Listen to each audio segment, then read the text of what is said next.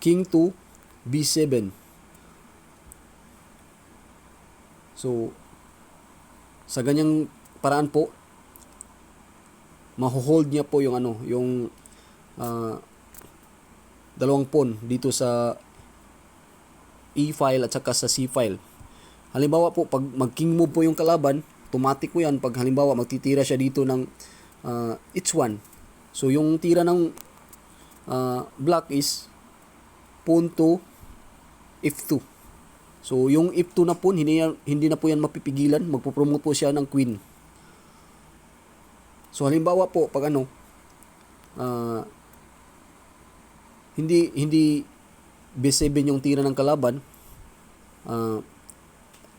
so, kasi yung counter niya is pupunta siya dito sa sa b7. So, halimbawa, titira siya dito ng c6.